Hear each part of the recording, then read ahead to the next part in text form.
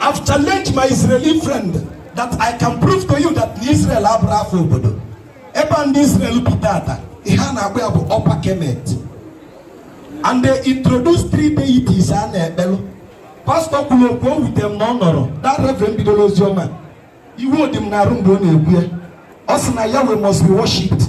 And I am here to tell you to make your research. If you don't find out na Yahweh Biafra syndicate and burn me alive.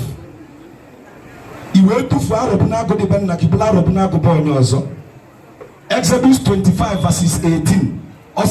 And thou shalt mold me 2 cherubim. Verse 22. Upon it I, Chukwu, will stand to commune with thee.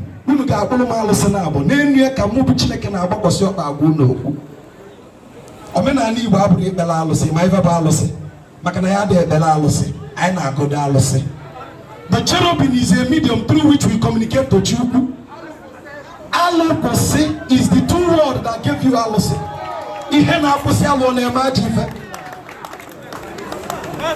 But before the concept of alụsị, o nwere ife anyị na-akpọ ọrụ ọkala. Ọrụ ọkala bụ the energy summation. Ife anyị na-akpọ ya bụ ọrụ ọkala isi ogidi. Ọrụ ọkala bụ isi ogidi. Akọpụli ya tinye na Bible sigi ndị Igbo sigi n'isi na-adị ebu ogidi mee gịnị? Bụ ogidi, ogidi eme gịnị? Ọrụ ọkala bụ ogidi. Ka ndị ọcha akọpụli tinyere gị na Bible sigi na ụza fụrụ ka ebu Ark of Covenant n'aka. Ọfụ ka ọ na-ada otinye aka ogidi mee gịnị? Kedu ebe ogidi ndị Igbo dị? Sọọsọ onye Igbo ka onye ọbịa gwara ya na ebe nna ya dịrọ nsọ na ana nsị ya dị n'ala Israel. Sọọsọ onye Igbo ka onye Rom bịa si ya na Rom bụ ebe dị nsọ. Sọọsọ onye Igbo si na ana ndị ofeke na-amụrụ Chineke dị nsọ karịa be anyị. Ijebe River Jordan na-ekpe ekpere mana agba na-abịa esu na ọma mbala adị. Onye mere unu ife a unu na-ahụ ihe efu n'anya na-atọkwa okwu ụwa. Psalm 4 verse 3. The Egyptian gave credit to our ancestors. Unu na-ahụ ihe efu n'anya na-atọkwa okwu ụwa. Ịma ha onye ịbụ. Ịbụ na ikwere na mmadụ na-anụ ụwa na onye nọ n'ụwa na-agwa gị eziokwu. Ama m onye mbụ. I sị na anyị na-eme dibịa eche na ịgwọ ọgwụ. Gịnị bụ dibịa? The word dibịa is from 2 words. Di abịa. In the word in Igbo language, di is a master or expert. Dichi mean an expert in multiple yams. Onye na-akọ jiri nne mbọ.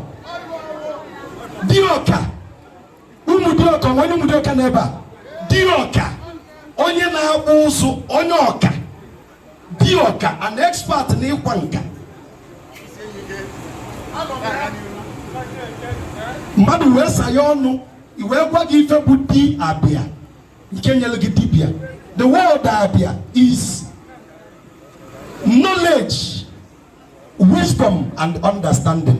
Abia ama, meaning ama to reveal, the revealer of wisdom, knowledge, and understanding. Nsigna chukwu okike abia ama. Onye ma ihe niile nke kaje eme na nke ya eme abia ama abụrụ Abraham. I can say this boldly without answering. Abraham. I will defend it with my blood. I'm calling United Nations to come to Aguleri. We do a kingdom ever. Ibuku or Hofian Alejan Soka. If they don't pick out a civilization older than Egypt, burn me alive. Unamaronyo nubo. Mwebi ebigalaga kaine jeli no wanine. Nemeko wanine sini isiputa. Iwebi azi awankiti onyozo menyu wakuge. 12 sons of Jacob. If Bible, according to Nayoche, this is this Obi of ages. Obu Oga. The Obi of ages. Not Obu Gadi. Obu Oga. Obi that have stand the test of time. Obu Oga. Obu of ages. And they gave us a cheap lie. Genesis 46:16.